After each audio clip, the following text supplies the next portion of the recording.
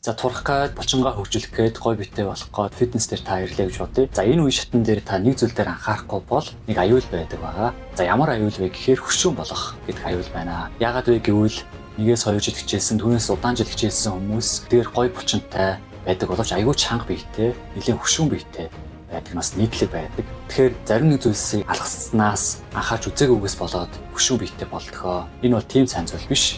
Тийм учраас та эдгээр зүйл дээрээс анхаарч үзээрэй. За нэгдүгээр та юун дээр анхаарах вэ гэвэл дасгалаа хийхээс өмнө бие халаалтаа хийж явахдаа булчингийн динамик сонголт буюу хөдөлгөөн сонголтыг заавал хийж явах шаардлагатай гэсэн. Булчингаа бэлтгэж өгнө гэсэн.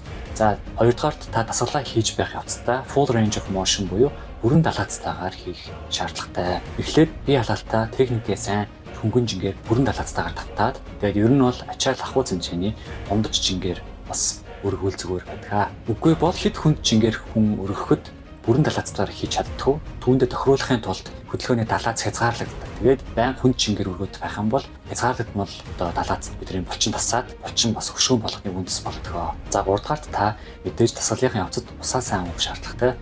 Энэ нь таны булчин болоод булчингийн ороосон байдаг фашаг наалдаж хөшүүн болохоос эргүүлж байдаг. 4-р анхаарах зүйл гэвэл энэ бол нэлээд бас нийтлэг байдаг Монголд. Ер нь Монголд чиглэлтгүй ер нь хаа цаг нийтлэг байдаг алдаа. Дасгалаа хийж дуслаа, шүрширт орлоо явлаа. Дасгалаа хийж дуссан бол та заавал булчингийн статик сонголт хийж байгаарай. Статик сонголт буюу барьдаг сонголт байдаг те. 20 секунд 30 секунд барьдаг тийм сонголтууд байдаг. Энэ сонголтуудыг хийснээрээ таны булчин сунаж илүү амарч өгдөг. Булчин дээр хоригдсон байгаа теншнийг амрааж ядраа тайлж өгдөг гэсэн. Тэгээд энэ нь таны булчин хөшүүн болохоос сэргийлж өгдөг юм аа. Тэгэхээр эдгээр дөрвөн зүйлийг та анхаарад фитнесээ хийх юм бол илүү үр дүнтэй, илүү хөшүүн болохоос сэргийлж өгнө. За тэгээд та энэ дээд хэсэг рүү ороод булчингийн статик сонголт 5 минутын статик сонголтыг тань зааж өгөх болно. Энэ статик сонголтыг та дасгалынхаа дараа дагаад хийгээрэй. Бичлэг таалагдсан бол энэ мэдээлэл таалагдсан бол та хуудасаа subscribe хийж дэмжээрэй.